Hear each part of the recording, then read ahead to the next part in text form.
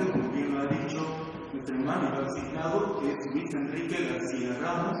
Soy animador bíblico de pastoral y también tengo estudios en el Instituto Bíblico de Jerusalén en cuestiones de idiomas bíblicos y en el Antiguo Testamento. Un poquito vamos a hablar hoy día acerca, hermanos, del arte colonial. ¿Cómo fue que influyó en la religiosidad, en la enseñanza de la catequesis, en la espiritualidad en los tiempos de la colonia, de los tiempos de la colonia, de los tiempos del virreinato, a través de las distintas muestras, de distintas exposiciones artísticas?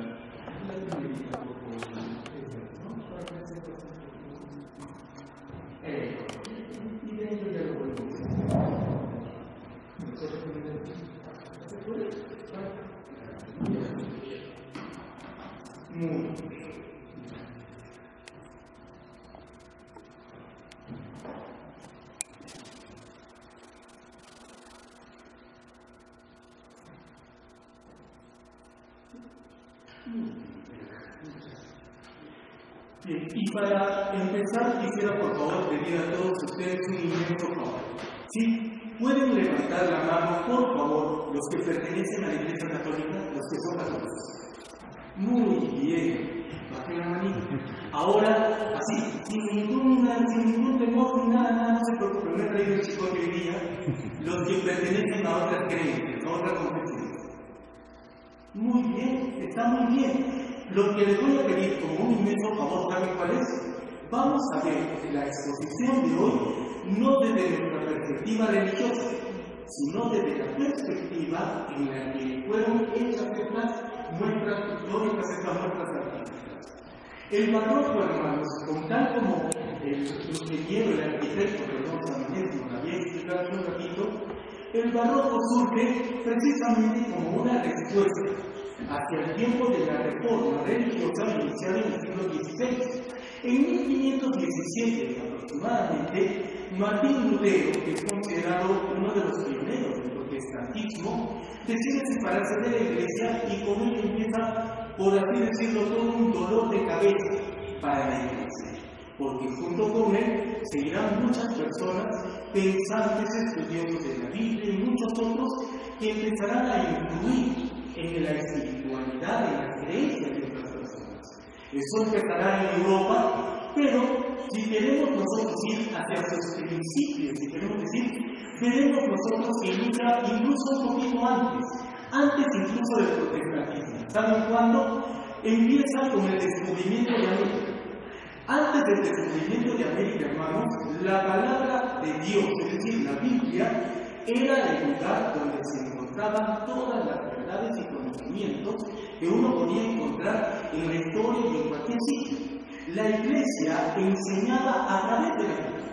Todo lo que se aprendía era a través de la Biblia, y la Biblia era, por así decirlo, la verdad absoluta que no se podía cuestionar. Esto cambió por completo con el descubrimiento de América. Cuando se descubrió América, también además de haber descubierto nuevas riquezas y un nuevo mundo, se descubrió un nuevo tipo de personas. Al descubrirse un nuevo tipo de personas, resulta que empezó a cuestionarse la Biblia, porque según la Biblia solamente existían 3 tipos de personas: los descendientes de Noé, Sem, Cam y Jafet. De ellos se supone que descendía toda la humanidad, pero aparece en los pueblos nativos americanos. Cuando aparecemos nosotros en este nuevo mundo, entonces se dan nuevas lecturas a la Biblia. Esas nuevas lecturas bíblicas empezarán a cuestionar las enseñanzas de la Iglesia. Y producto del cuestionamiento de las enseñanzas de la Iglesia, empezarán a surgir nuevos pensadores. Uno de ellos es precisamente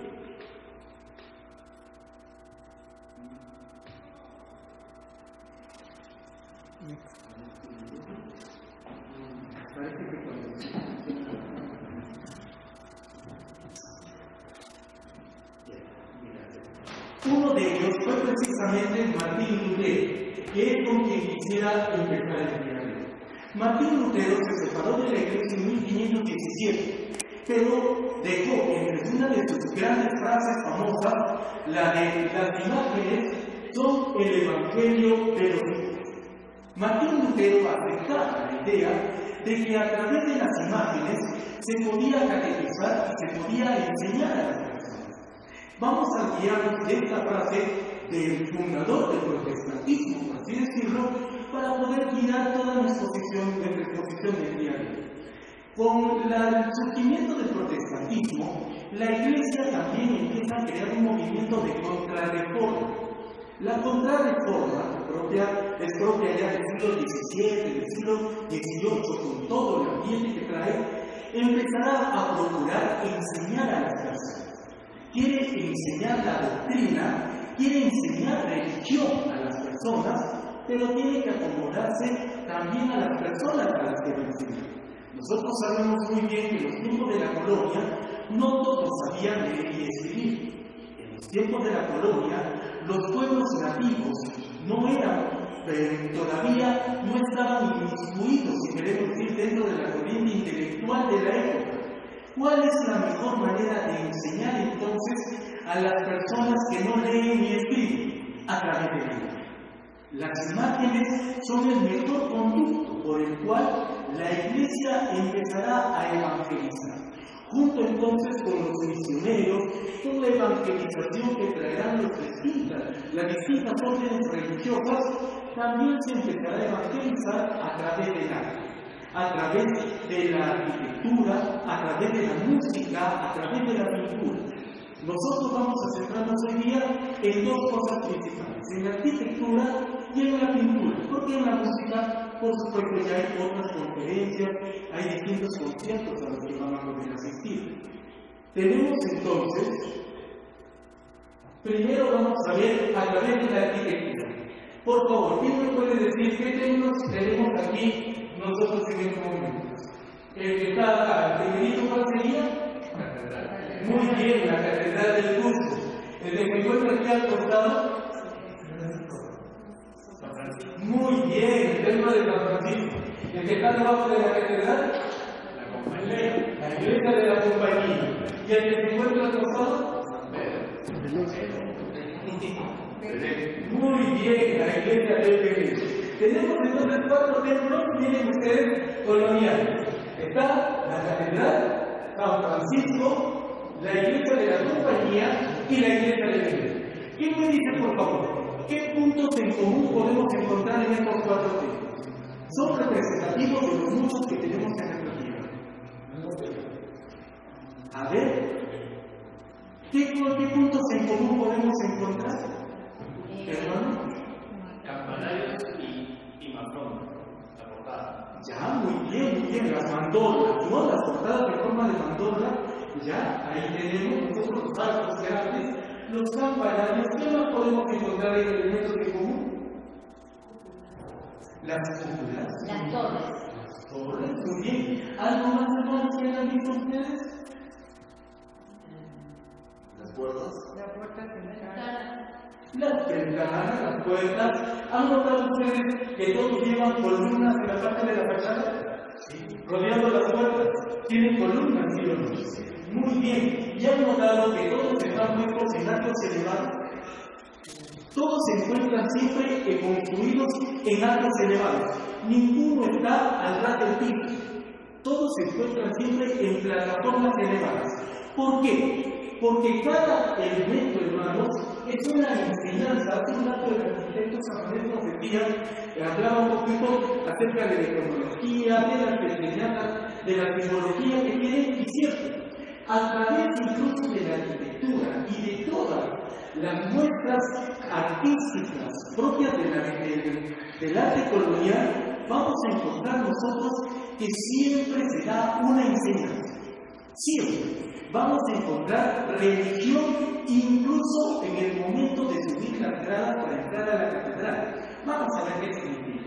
En el caso del atrio elevado, hermanos, que es común en los templos coloniales, nos enseña que Dios siempre está por encima de la realidad del mundo.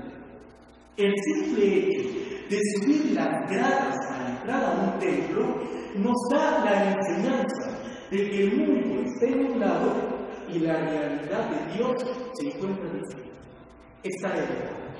Es esa la enseñanza principal. Además, por supuesto, del sentido práctico que pueda tener el poner el templo siempre más alto para que las personas lo puedan ver.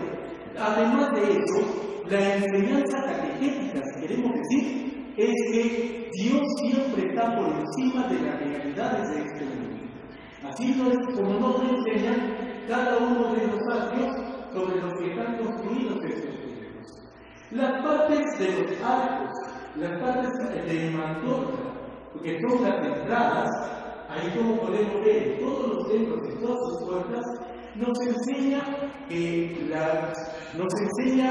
lo que es la realidad divina. Las mandorras, los arcos siempre nos remiten, hermanos, a la divinidad, a Dios mismo.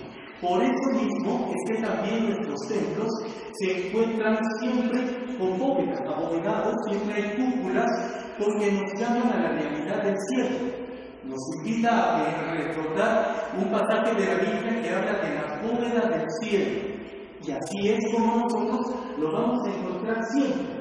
Por eso las entradas de los templos nos enseñan desde su propia forma que el lugar al que estamos entrando es un sitio sagrado.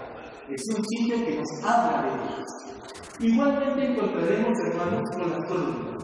Cada una de las columnas que se encuentran en las fachadas nos enseñan y nos hablan acerca de la firmeza. La iglesia es firme.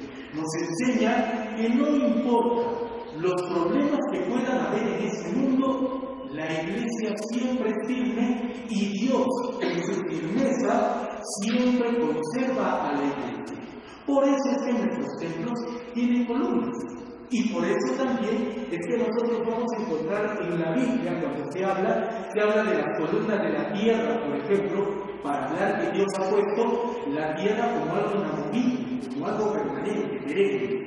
Cuando se habla de las columnas del cielo, estamos hablando de la firmeza del trono de Dios, porque el cielo es el trono de Dios. Entonces, las columnas nos enseñan esto. Nos hablan acerca de la firmeza de nuestra fe, de la firmeza de Dios, de la firmeza de la iglesia. Los campanarios, como bien lo hizo notar el hermano, los campanarios que también son un elemento común, son la voz de Dios que llama a Él. Son un elemento que nos enseña que a través de la iglesia Dios llama al pueblo. En sí, hermanos, todo un templo, lo que nos enseña es que Dios habla a través de la iglesia, que Dios nos llama a través de la iglesia y que nos invita a través de ella.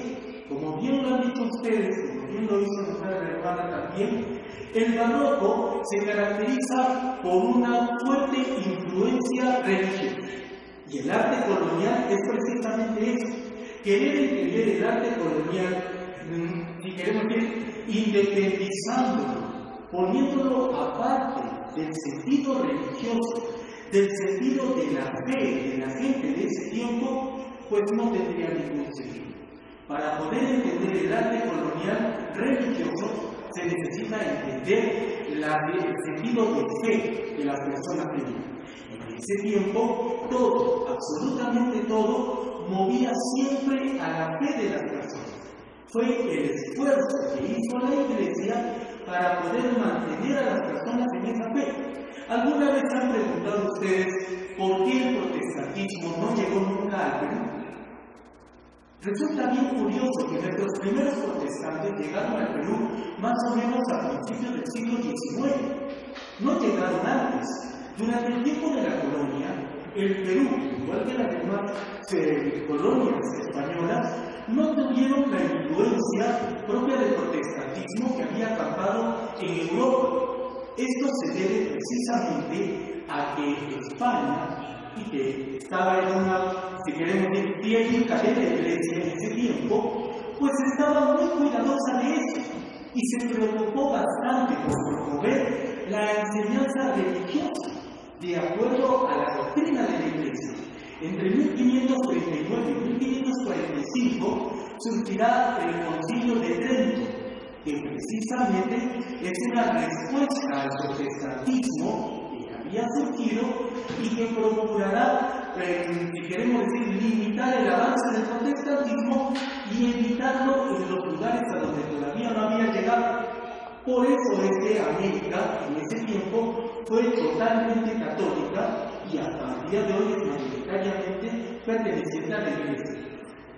Junto con estos, las fachadas que vemos nosotros en la parte exterior de los templos, con las características que les he indicado, que indican todas ellas el subir a la divinidad y el separarnos de las realidades de este mundo, en la parte interior encontramos, como bien nos dijeron ustedes, las partes abovedadas, las partes de las cúpulas que nos remiten siempre hacia el cielo, nos remiten hacia la inmensidad y la eternidad que es de Dios, nos remiten hacia un castillo, si queremos decir, propio de la inmensidad de Dios.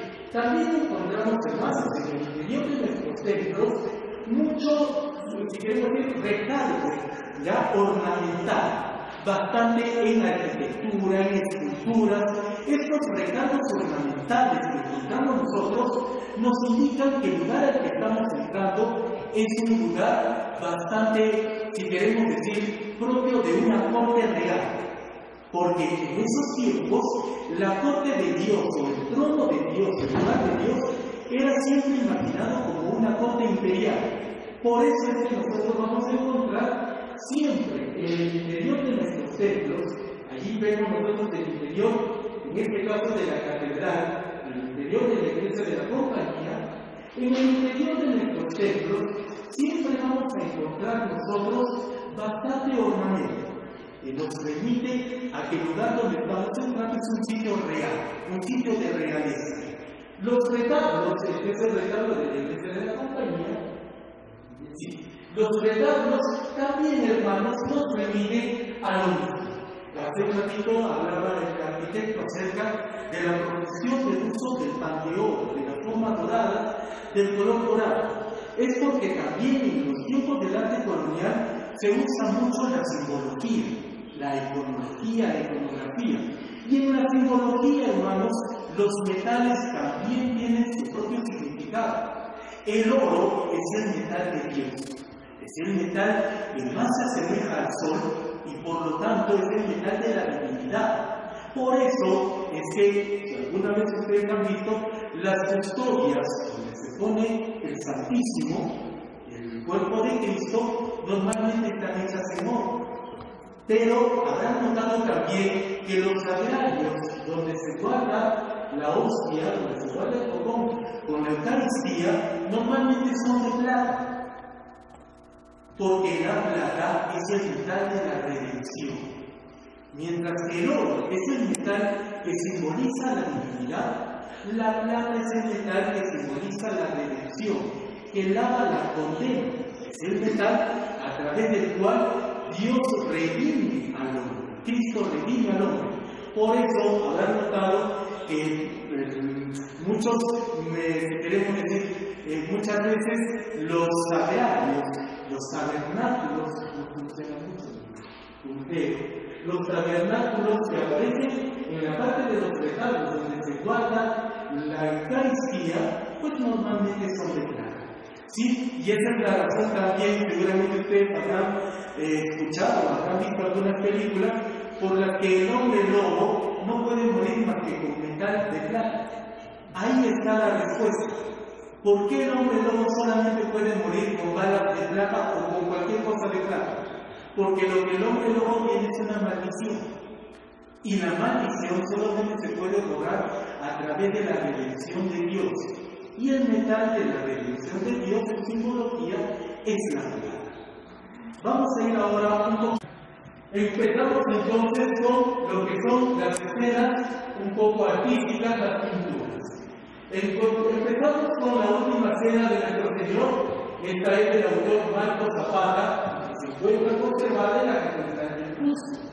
Encontramos nosotros, como les había dicho, la pintura del arte colonial, hermanos, fue usado siempre como un medio de catequesis, como un medio de evangelización. Es a través del arte como si la iglesia enseña a las personas, al pueblo, cómo les habla acerca de Dios. No todos pueden leer la Biblia, no todos tienen la capacidad ni siquiera de tener una Biblia propia en su casa, en ese tiempo estamos hablando. Normalmente, ¿quiénes manejaban la ley de escritura? Los sacerdotes, los frailes. Los templos que tenemos nosotros en el Cusco son los que conservan las más grandes bibliotecas. En la Recoleta tenemos una hermosa biblioteca que conserva volúmenes incluso traídos desde Europa, del siglo XV, del siglo XVI, perdón. El templo de San Francisco, en San Francisco también tiene una hermosa biblioteca y serán precisamente nuestros conventos, los templos, los que servirán como archivos, como lugares donde se guardan los libros, los escritos. Pero en las casas comunes normalmente no había.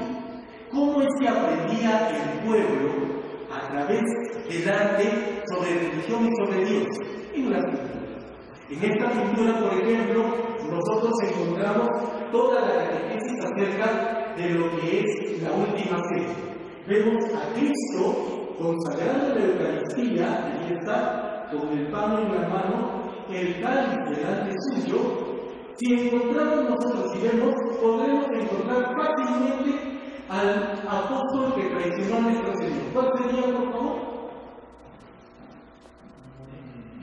A ver, ¿vale? El primero que está en la mano derecha, ¿no es así? Judas Iscariote. ¿Por qué? ¿Cómo lo podemos reconocer que es el traidor? ¿Alguien me lo puede decir? ¿Qué características tiene?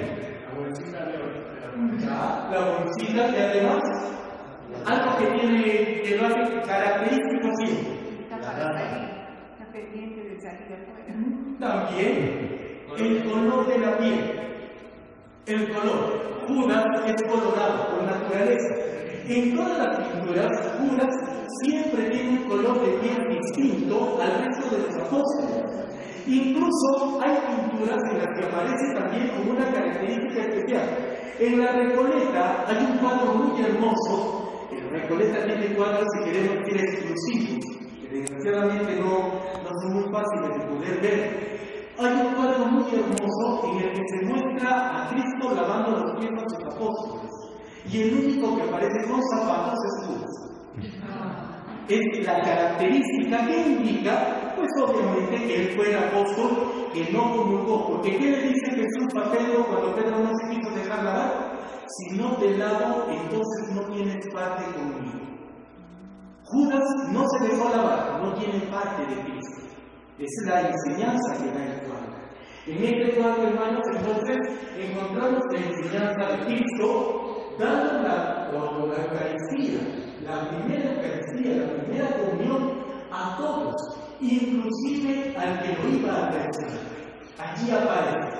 Vemos en el centro, como ustedes bien saben ya, una muestra de la fusión del arte europeo, ahí está basado en artes europeos, pero ya fusionado con la idiosincrasia andina, con la cultura andina. El que se encuentra allí colocado en el puente, ¿no? Según los estudiosos, es un buey que ya demuestra la fusión que surge ya en el Perú, en tierras americanas, con la llamada escuela cusqueña, la escuela no propia quebrera. En la parte del fondo vemos nosotros ya a Cristo crucificado con la Virgen María y San Juan. Aquí vemos entonces nosotros ya en la preparación. Cristo está cenando y se prepara ya para su máximo sacrificio. Una persona común del pueblo, aunque no supiera leer la Biblia, hermanos, y hubiera escuchado a un franciscano o a un jesuita en tierras de misión hablándole del Evangelio, tranquilamente puede entender este cuadro. Vamos a la siguiente. A ver, algún otro detalle que aquí podemos encontrar. Bueno, como siempre ustedes ya saben, ¿no? Una parte bastante interesante de la escuela del arte colonial es la profusión de los detalles, siempre muy coloridos y por supuesto con abundancia de frutas, flores, de detalles de la naturaleza. Aquí tenemos un cuadro ya que seguramente lo habrán visto ustedes, también la iglesia de Santo Domingo, que hay, aunque no es muy parecido a este. Este cuadro, hermanos, es del templo de Santiago. El cuadro se llama Jesús, es esencial al Señor de la sentencia, también se le conoce. Sí, vemos nosotros aquí a Cristo en el momento en el que recibe la sentencia. Está basado en un evangelio apócrifo, porque muchos de nuestros cuadros, y ahí viene, por ejemplo, un problema que muchas personas a veces tienen al momento de interpretar las pinturas, el arte colonial. Muchos de nuestros cuadros, de nuestro arte, no vamos a encontrarlo necesariamente en la Biblia, sino que están basados, muchos de ellos, en los escritos apócrifos, es decir, libros escritos en tiempos más o menos cercanos a los evangelios, pero que no pasaron a formar parte de la Biblia por distintos criterios.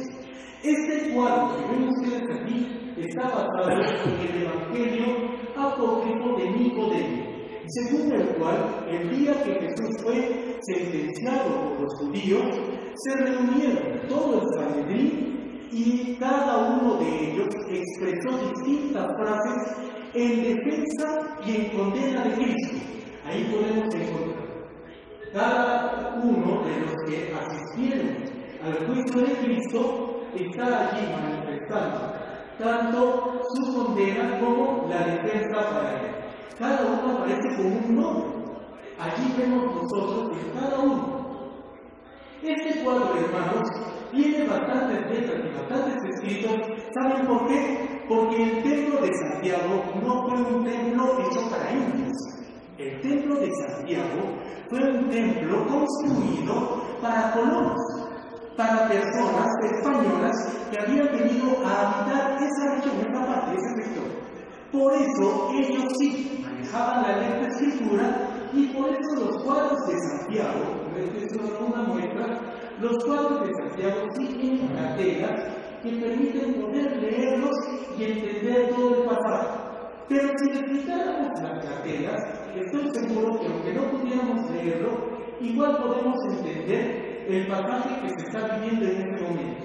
A un lado se encuentra Poncio Pilatos, que está vestido con una ropa fusión de romana y árabe, porque hay que recordar que en los tiempos de la colonia también fueron tiempos en que teníamos problemas con los musulmanes, y al otro lado se encuentra Caifás, ¿no?, que viene a ser el sumo sacerdote del Sanedrín que juzgó a Jesús. En la parte de atrás encontramos nosotros a la gente que ya está pidiendo la crucifixión de Cristo, e incluso ya están cortando las cruces con las que tienen planeado matar a nuestro Señor. Y dominando toda la escena, el Padre Eterno, rodeado de amorcitos, de distintos ángeles que están contemplando todo el juicio de Cristo. En la parte, pueden sacarme por favor, en la parte central inferior, aquí, encontramos nosotros la sentencia de Cristo. Esta sentencia, hermanos, está copiada de un descubrimiento, un hallazgo que se hizo en el siglo XVII. En 1600 se descubrió en Italia un documento, una piedra, que se supone tenía tallada la sentencia de Cristo. Es un apócrifo, no aparece en la Biblia, pero basados en ese documento que se encontró, es que este cuadro tiene allí la sentencia que se dictó contra Jesús.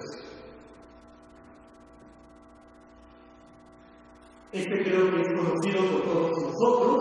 La flagelación de Cristo está en el Señor de Huanca. Nosotros vemos aquí, hermanos, cómo Cristo es flagelado. La enseñanza que nos da este cuadro, una enseñanza teológica, catequética que nos da este cuadro, es el sufrimiento que pasó Jesús por cada uno de nosotros. Normalmente, hermanos, nosotros tenemos la idea de que el sufrimiento de Cristo solamente fue a través de la cruz, y que Jesús fue, muchas personas piensan, Jesús fue arrestado, sentenciado y crucificado. Pero nos olvidamos que entre el arresto de Jesús, la noche del huerto en Getsemaní, y su crucifixión hay todo un tiempo de sufrimiento, un tiempo de interrogatorios, un tiempo de flagelación, un tiempo de humillaciones y de golpes. El Señor de Huamca encierra en sí mismo todo ese tiempo. Nos recuerda entonces que Cristo no solamente va y muere en la cruz, sino que su sufrimiento por nosotros, por amor a nosotros, es tan grande que empezó incluso mucho antes. Empezó con el momento en que fue arrestado y empezó también a sufrir flagelaciones y humillaciones. ¿Qué enseñaría esto al pueblo, a las personas? Pues que también nosotros de alguna manera somos culpables de esos sufrimientos de Cristo. Así como somos culpables de su crucifixión, somos culpables de cada cosa. Somos culpables de cada soledad de Cristo. Porque en la flagelación de Cristo, en el Señor de Huamca, a diferencia de lo que a veces aparece en otras escenas, nosotros encontramos a un Cristo solo. Un Cristo que está totalmente solo y a merced de sus verdugos, de los que le están maltratando. ¿Dónde está el resto de la gente? Lo han abandonado por completo. Entonces, ahí está la gran enseñanza del Señor de Huamca. Nos enseña un Cristo solo, sufriente, y nos enseña que nosotros somos aquellos pues que le hemos dado esa soledad, que le hemos dado ese sufrimiento. Este cuadro, como ustedes ven de la pintura, se encuentra en el santuario del Señor de Huamca en Cusco. Tenemos aquí, por supuesto, es conocido por todos nosotros, la crucifixión y muerte de Cristo.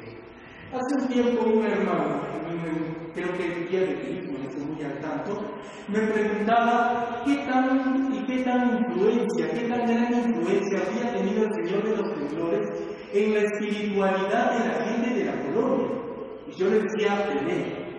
La influencia del Señor de los Temblores es tremenda durante el tiempo de la colonia, simplemente por tres razones. Primero, porque nos muestra el gran amor de Dios. Ver aquí al Señor de los Temblores, hermanos, si ustedes lo ven allí, crucificado y con la cabeza agacha, es Dios mismo que está entregando su vida por todos nosotros. Como verán ustedes, hermanitos, no hay obra religiosa colonial, no hay obra colonial, como bien lo decía la hermana, que no esté imbuida de la fe, de la religiosidad. Acercarnos, a veces es un pequeño error que cometemos y a veces lo he notado yo en muchas personas que guían turistas, que explican un poquito en los templos, en la catedral, en distintos museos religiosos, y cuando explican una pintura, lo que hacen es explicar el autor, el estilo, y van un poquito más a veces al contexto histórico. Pero cada pintura, cada cuadro, cada escultura, cada imagen, hermanos, es siempre bueno entenderla en el sentido religioso que motiva esa imagen. Eso es a veces lo que más nos falta a nosotros, porque valgan verdades, perdónenme que entre un poquito en el detalle, cuando viene un turista, ¿ya?, que ha conocido la Capilla Sixtina en Roma, o que ha conocido tal vez el Santuario de Guadalupe en México, si nosotros le mostramos lo que tenemos solamente a punta de autores e historia, pues entonces no va a encontrar mayor riqueza en lo que nosotros le estamos mostrando. Pero si le enseñamos también el sentido religioso que motiva la cultura, como en el caso del Señor de los Temblores, que nos muestra un Cristo que ya está exhalando nuestro espíritu por amor a cada uno de nosotros, entonces ahí ya la cosa cambia. La simple obra de arte se convierte también en un libro de religión, si queremos decir. Se convierte en un devocionario que invita a las personas a poder de alguna manera sintonizar con el Dios que dio su vida por cada uno de nosotros. Muchas personas dicen que el Cristo de los Temblores es el lugar donde la gente va y que a veces hasta se olvidan un poquito de rezarle al Santísimo, de Eucaristía, y prefieren irse de frente del Señor de los Temblores. Eso, por supuesto, es un poquito de, si queremos decir, falta de enseñarle a la gente, ¿no? De enseñarle que siempre el Santísimo es la parte más importante de los templos. Pero tampoco podemos culpar por completo a la población, tomando en cuenta que el Señor de los Temblores se identifica con cada uno. Cuando vemos nosotros al Señor de los Temblores, hermanos, ¿qué es lo que vemos? Vemos a un Cristo que se parece mucho a cada uno de nosotros. Vemos a un Cristo que es mestizo. No es un Cristo que sea traído, o mejor dicho, que tenga rasgos europeos. Es un Cristo mestizo. Es un Cristo que incluso su propio cuerpo igual no guarda en la proporción propia, si queremos decir, de un cuerpo perfecto. Es un Cristo que tiene las piernas un poco curvadas. Es un Cristo que tiene una piel muy cetrina. Es un Cristo que tiene el cuerpo con el que podríamos identificarnos cualquiera de nosotros. Es un Cristo mestizo que identifica a una población mestiza. Por eso la gente se siente identificada con él. Otra razón que también encontramos en este Cristo, hermanos, para que la gente se sienta tan identificada con él, es el hecho de que es el Cristo que por su propia historia pues ha salvado a la ciudad de Dios. Es un Cristo salvador. Es un Cristo que es patrono nuestro y que por supuesto al que el cusqueño se siente siempre muy ligado, muy identificado, porque no solamente le demuestra un Cristo que está para escuchar, sino también un Cristo que sale a la calle para cuidar, un Cristo que pasea por sus calles. Las últimas restauraciones que realizaron se descubrieron, como ustedes bien saben, en el interior del Cristo, porque es hueco por dentro, se descubrieron muchas peticiones. Encontraron distintas peticiones, incluso contra las autoridades. Personas que pedían justicia a este Cristo contra alguna autoridad abusiva, contra algún vecino. Es decir, Cristo de los Temblores, desde la colonia, ya tenía, por así decirlo, fama de ser el justiciero, el Señor de la justicia, el Señor al que uno se puede acercar pidiendo algún favor, alguna gracia. Eso lo hace tan especial. Este cuadro hermoso, hermanos, bueno, aquí no se puede ver muy bien, el invito cuando pueda revisarlo, se encuentra en el convento de San Francisco y es del gran autor Diego Quispe. Es el juicio final. Si queremos decir, permítanme la expresión, las obras artísticas del arte colonial tenían como principal objetivo entonces explicarnos el Evangelio. Ahí lo tenemos nosotros. El Evangelio es explicado a través del arte colonial, distintos momentos de la vida de Cristo, de nuestro Señor, que nos permiten de alguna manera poder leer la Biblia a través de las imágenes. Ahí lo vemos. Ese era el principal propósito de las imágenes religiosas de nuestro arte colonial. Pero también tenía otro propósito: enseñar la doctrina de la Iglesia. Este juicio final, por ejemplo, nos muestra cómo la Iglesia nos enseñaba la parte escatológica, los finales del mundo, ya a través de la doctrina. No aparece en la Biblia, por supuesto, pero ya forma parte de la enseñanza de la Iglesia, de cómo las personas entendían lo que la Iglesia les enseñaba a través del arte y lo plasmaban a través del arte. Vemos aquí, por ejemplo, en el juicio final, aquí encontramos en la parte superior a Cristo resucitado, que ya está listo para juzgar a la humanidad. En la parte inferior, en el centro, el arcángel San Miguel, con la espada flamígera, que está pisoteando al dragón, que es el diablo. En las partes de abajo, vemos nosotros la resurrección de la carne. Aquí está. Aquí encontramos nosotros a los muertos que ya se preparan para ser juzgados, y aquí encontramos los distintos castigos que se dan a los condenados. Allí están los círculos del infierno, que tienen una influencia en la obra de Dante Alighieri, en la comedia, los círculos del infierno y los castigos que se esperan para los condenados al infierno.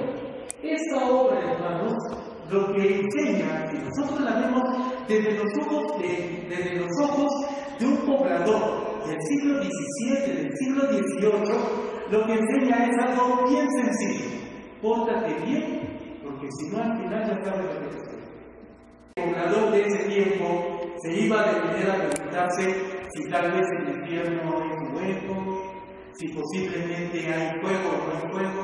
No, el poblador de esa época tenía una espiritualidad bien fija. Y esa espiritualidad decía simplemente, el infierno está lleno de fuego y vamos a sufrir eternamente. Los pensamientos racionalistas que a veces nosotros tenemos cuando nos acercamos a estas pinturas no caben en el arte colonial. Nuestros pensamientos racionalistas, yo a veces he visto a muchas personas que cuando se acercan a estos cuadros, lo primero que hacen es juzgarlos de acuerdo a sus propios conocimientos teológicos. Yo les digo, claro, pero a Diego Quisperito le importaba muy poco lo que vayas a pensar tú el día de hoy en el siglo XXI. Lo que le importaba a él era lo que él había aprendido, lo que la iglesia le enseñaba, porque todas estas pinturas son, como ya les dije hace un rato, son tomadas de grabados europeos, que aquí en el Perú y en distintas partes fueron ya adaptadas de alguna manera. Pero fueron grabados, fueron ya hechos en base a patrones establecidos por la iglesia. No es que al autor se le ocurría simplemente hacerlo y lo hacía. Se tenía que guiar de ciertos patrones establecidos por la enseñanza de la iglesia. Desgraciadamente no podemos verlo por un poquito la falta de calidad de la imagen de la diapositiva, pero en todo caso podemos encontrar aquí, hermanos, en la boca del infierno, cuando lo vemos nosotros de manera más clara, vemos nosotros a distintos herejes que se encuentran ahí. Encontramos incluso en el infierno algunos papas y sacerdotes. Encontramos también incas, que indica que el infierno está reservado para aquellos que traicionan la fe de la iglesia y para aquellos que no comparten la fe de la iglesia. En este tiempo también es importante un obispo, un cardenal, llamado San Carlos Borromeo. No sé si alguna vez lo han escuchado hablar. San Carlos Borromeo fue llamado el martillo de los herejes. San Carlos Borromeo escribió un catecismo. El catecismo decía más o menos lo siguiente. Hoy día creo que no lo aceptaríamos, pero en su tiempo fue muy aceptado. Decía, cristiano es todo aquel que pertenece a la Iglesia Católica. Era el pensamiento de ese tiempo. Hoy día nosotros decimos cristiano es todo aquel que cree en Cristo, que vive las enseñanzas de Cristo, y de ahí nosotros hacemos la diferenciación. Cristiano católico, cristiano evangélico, cristiano ortodoxo, y hacemos distintas diferenciaciones. Nosotros en los tiempos de la colonia decíamos distinto. Cristiano, solamente aquel que pertenece a la Iglesia Católica. Si no le obedeces al Papa, si no obedeces a Roma, simplemente no eres cristiano, no importa el tamaño de cruz que tengas. El juicio final, entonces, nos enseña cómo se vivía al final. En ese tiempo, en la colonia, cómo se entendía, en todo caso, los finales de los tiempos de acuerdo a lo que la Iglesia enseñaba. Y vemos también algo bastante interesante aquí, hermanos.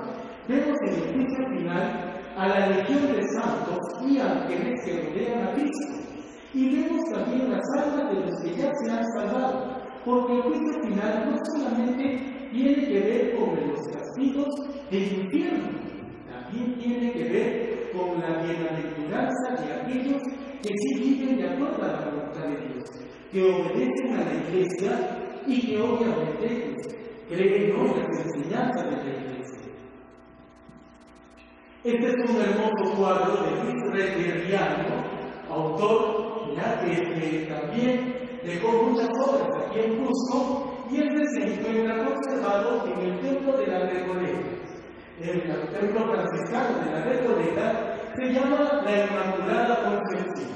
En los tiempos de la colonia, hermanos, nosotros tuvimos, por así decirlo, un dogma que se estaba todavía en ciernes, formándose para ser declarado oficialmente recién en 1854, y es el dogma de la Inmaculada Concepción. La Inmaculada Concepción, que dice que la Virgen María fue concebida sin ningún pecado, sin pecado original, y es pura desde el momento propio de su concepción. Hubo algunos que estuvieron en desacuerdo con este dogma, hubo otros que sí, que lo defendieron desde el principio. Entre ellos tenemos, por ejemplo, a los franciscanos. La Inmaculada Concepción es, por así decirlo, un dogma propio franciscano, y a los jesuitas. Por eso los templos franciscanos y jesuitas habrán notado ustedes que tienen muchas de estas imágenes. Las imágenes de la Inmaculada Concepción, tanto en escultura, en culto como en pintura, son muy comunes en los templos jesuitas y franciscanos, porque son las dos órdenes que defendieron este dogma, que lo propagaron por distintos sitios. Entonces, este cuadro que se conserva en la iglesia de la Recoleta, en el convento de Recoleta, en Cusco, nos muestra a la Virgen María parada sobre la luna, siempre sobre la media luna, y en la parte de los costados vemos lo que son las letanías lauretanas. ¿Qué vienen a ser las letanías lauretanas? Son los distintos títulos que recibe la Virgen como Madre de Dios. Ahí están, por ejemplo, Torre de Marfil, el Arca de la Alianza, el espejo puro, un espejo, la fuente cristalina. Tenemos distintas letanías o títulos que representan la pureza y la importancia que tiene la Virgen María como Madre de Dios y Madre de la Iglesia. En la parte de abajo vemos nosotros lo que se conoce como el jardín o huerto cerrado de María, que siempre aparece cerrado. ¿Por qué? Porque simboliza la virginidad perpetua de la Madre de Dios. Esa es la simbología del jardín de la Virgen. ¿Ya? Si lo viéramos de manera más clara, encontraríamos distintas flores, especialmente aquellas que simbolizan su pureza, que simbolizan la santidad de la Virgen. La luna, hermanos, que aparece en sus pies normalmente puede estar en cuarto menguante o en cuarto creciente, nos recuerda a un pasaje del Apocalipsis, a la mujer parada sobre la luna y coronada con 2 estrellas. Pero también nos demuestra, si queremos decir, catequéticamente hablando, de simbología, nos demuestra también la importancia de la Virgen como reflector, si queremos decir, de la bendición de Dios. Como ustedes bien saben, hermanos, la luna no refleja su luz propia, la luna no tiene luz propia. La luna refleja la luz que le da el sol. Por lo tanto, ¿qué quiere decir eso? Que la Virgen María es como la luna, recibe la luz de Dios y a través de ella nos la da a nosotros. La Virgen María es esa luna que refleja la luz de Dios para cada uno de nosotros.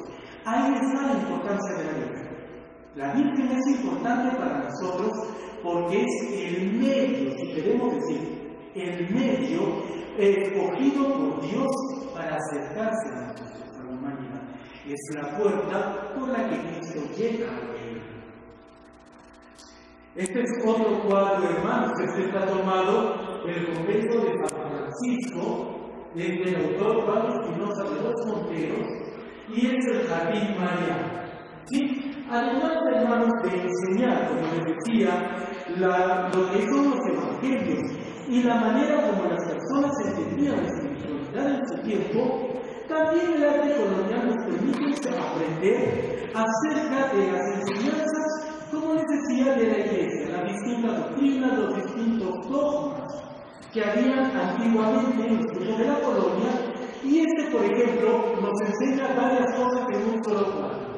Vemos que este cuadro franciscano, ahí está la Inmaculada Concepción, en la parte central del cuadro, el Jardín Mariano, como les había dicho hace un rato, cerrado por completo, símbolo de su virginidad. En la parte de adentro encontramos divididos en distintos sectores cada una de las letanías lauretanas de la Virgen, Cristo crucificado en la fuente bautismal donde derrama su propia sangre, y en la parte de los costados vemos nosotros también la espiritualidad franciscana, plasmada a través de este cuadro. Este cuadro, como ya les he dicho, está formado por un convento franciscano, el convento de San Francisco, y todos los conventos de alguna manera enseñan también a través de sus cuadros su propia espiritualidad.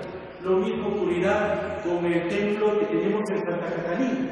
En Santa Catalina hay un templo, es un templo dominico, es de la orden dominica, es un templo de monjas, un monasterio dominico, donde aparece un cuadro del primer mártir dominico que tuvieron ellos, ¿no? Igualmente tenemos en la catedral, donde aparece un hermoso cuadro de Fray Juan Junípero, San Juan Junípero, el protector de la confesión, el secreto de confesión, y así por el estilo tenemos en distintos conventos, en distintas iglesias.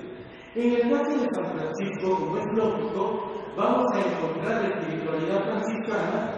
A la mano izquierda vemos nosotros a la Santísima Virgen María, allí está en la parte superior, y a tres de los santos más representativos de la orden franciscana: Santa Clara de Asís, que se encuentra en un costado, San Francisco, en la parte central, y San Luis, el Rey de Francia, que vienen a ser los tres patronos de las tres ramas franciscanas, de las clarisas, de la orden de los frailes menores y de la orden terciaria.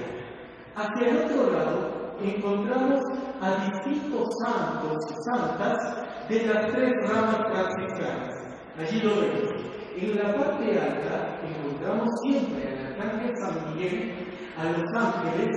Habrán notado ustedes que en el arte colonial tiene mucha importancia tanto los ángeles como las vírgenes.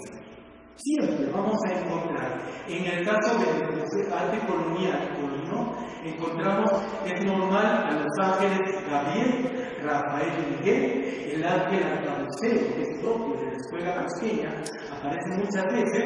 Encontramos a la Virgen Santa Cecilia, patrona de los músicos. Siempre hay santos representativos en ese tiempo. Este es un cuadro, hermanos, que desgraciadamente no encontramos. Yo al menos no lo he podido encontrar y tuve que tomarlo de una foto tomada que me había obsequiado en un tiempo. Se conserva en la capilla del Hotel Monasterio, ¿ya? En la capilla de San Antonio Abad del Hotel Monasterio. Es el de las tentaciones de San Antonio.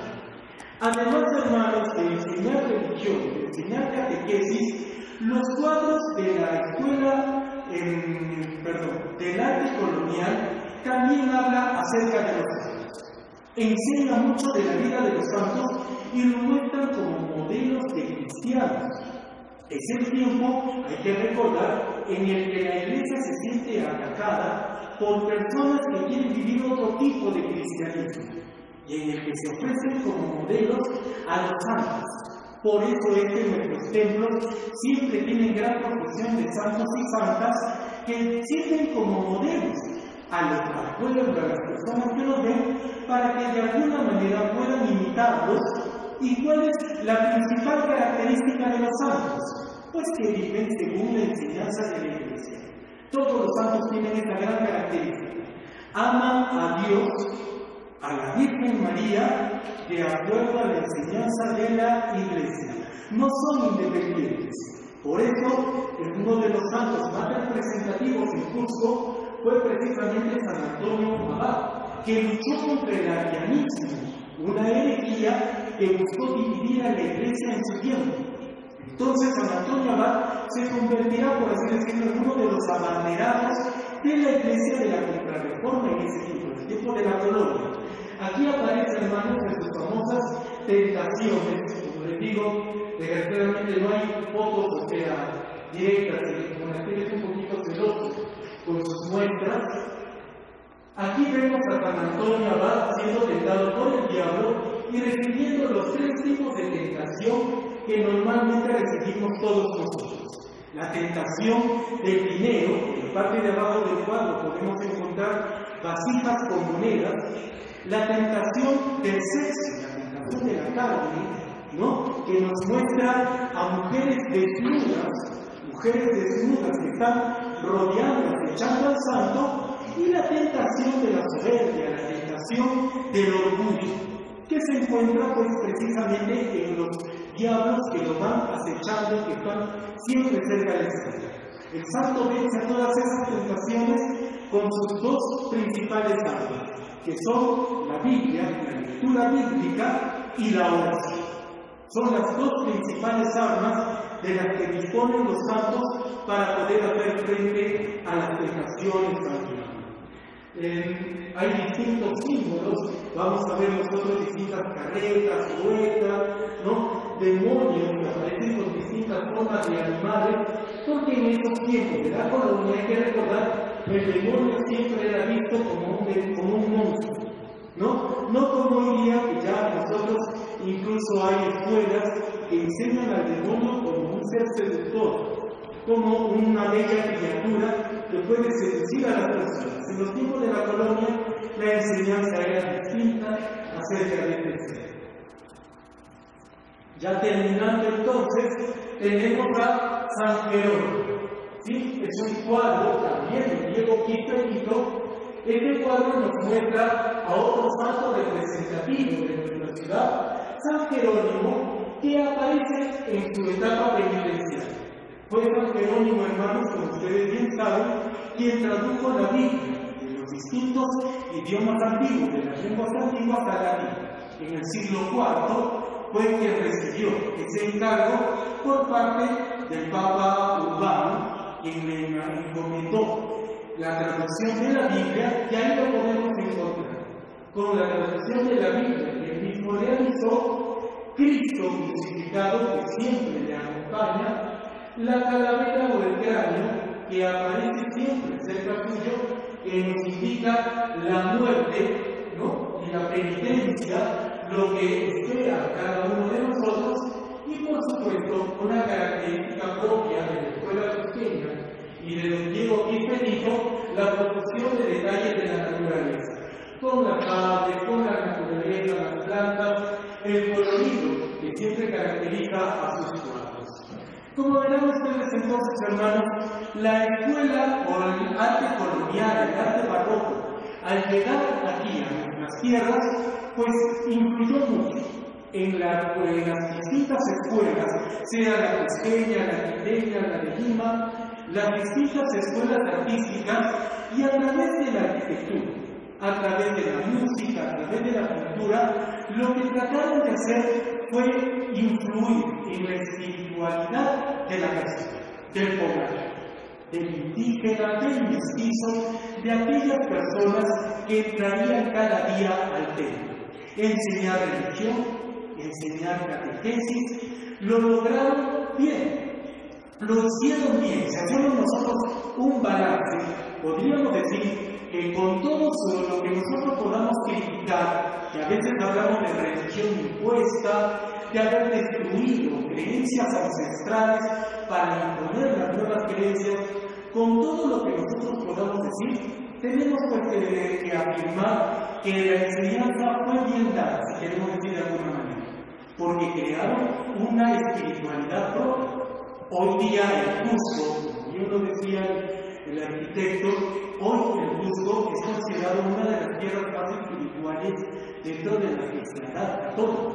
Somos una tierra netamente católica, netamente cristiana, muy amantes de nuestras imágenes, ¿no? Muy amantes de nuestras muestras pictóricas.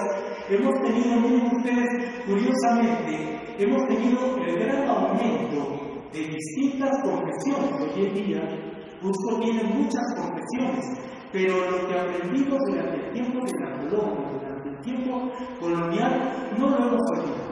Nuestro Señor de los Temblores sigue saliendo, como salía hace siglos atrás. Nuestra Virgen de Belén sigue acompañando nuestras calles cada mes en sus fiestas. O hace poquito hemos celebrado al Señor de Huanca y las personas siguen peregrinando hacia el Señor de Huanca. Quiere decir entonces que la tarea se ha cumplido. La tarea para las personas mayores, que ya un poquito con tantos años, se ha ido cumpliendo. Hoy en día, desgraciadamente, esa tarea como que ha quedado un poquito relegada.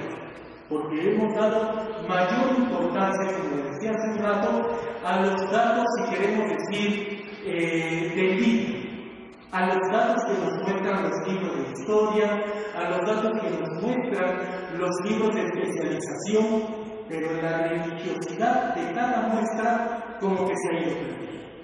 Hemos perdido, desgraciadamente, el gusto, perdónenme que lo diga, el gusto por enseñar la riqueza bíblica que tiene cada muestra.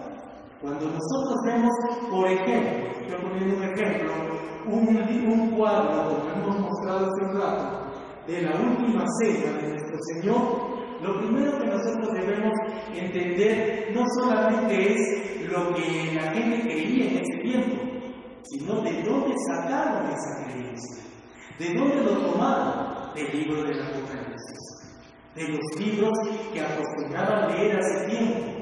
Hace un ratito me han entregado como préstamo un libro perteneciente al doctor Donaldo Amado, y después de leerlo, y ese es un libro, por ejemplo, el de la muralla, la leyenda áurea, la leyenda dorada, que influyó mucho en las creencias de ese tiempo y que influyó mucho también en las obras artísticas que llegarán a nosotros. Cuando nosotros vemos, por ejemplo, a estoy poniendo un ejemplo, un San Francisco de Asís, que aparece con toda una iconografía que rodea su cuadro, que rodea su imagen, nosotros tenemos allí mucho para explicar. Un pato en el bautismo de Cristo, a mí me encanta ese cuadro de Diego Quisperito, de los que se lograron salvar en el incendio, un cuadro de Diego Quisperito que muestra el bautismo de Cristo, muestra a un pato que aparece zambulléndose. ¿Por qué Diego Quisperito pondría un pato zambulléndose en el bautismo de Cristo? Fácil, porque en la iconografía colonial el pato representaba la resurrección. El pato es un ser que se sumerge en el agua del bautismo para volver a salir a una nueva vida. Por lo tanto, el pato representa tanto la resurrección de Cristo como también el bautismo. Es común encontrar ese elemento allí. En la escuela o el arte colonial es muy rico en simbología.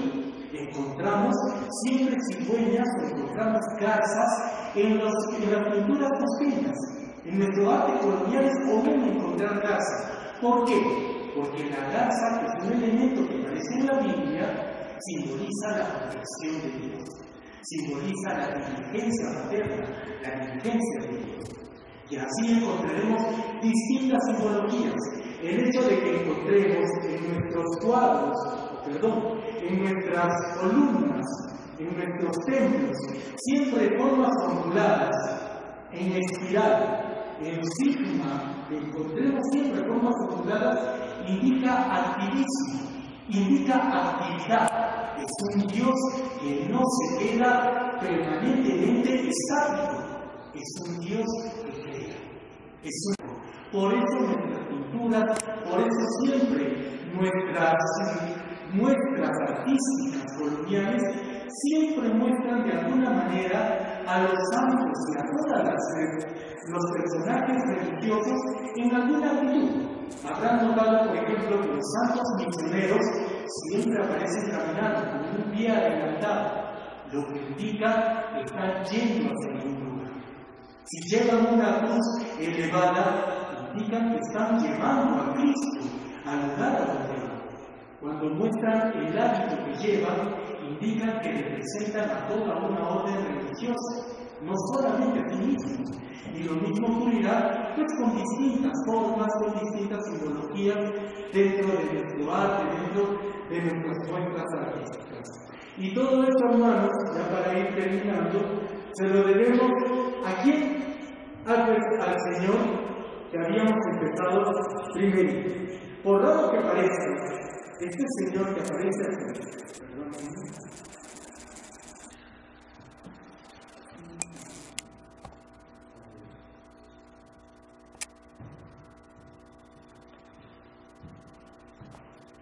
este Señor con el que quiero terminar, con el que empecé,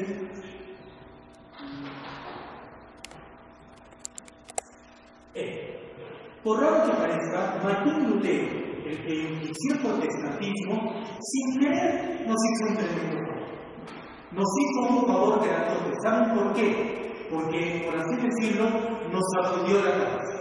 Si el protestantismo, hermano, no hubiera surgido, posiblemente no habríamos tenido la capacidad de reaccionar ante las personas que ya de alguna manera estaban cuestionando las enseñanzas y lo que las verdades de la Iglesia. El protestantismo, guiado por este Señor, iniciado por este Señor, de alguna manera nos ayuda a poder cimentar, a poder reaccionar y buscar nuevas maneras para evangelizar a las personas, para poder llegar a las personas. Gracias a esto, a este reto, porque muchos lo ven como una desgracia, aunque la Iglesia también lo ha visto como un reto que tuvo que asumir en algún momento. Gracias a este reto, hermanos, es que nosotros hoy día contamos no solamente con las hermosas obras artísticas que tenemos, sino con la enseñanza religiosa que hemos podido aprender a través de esas obras. Muchas gracias, hermanos. No sé si hay alguna pregunta.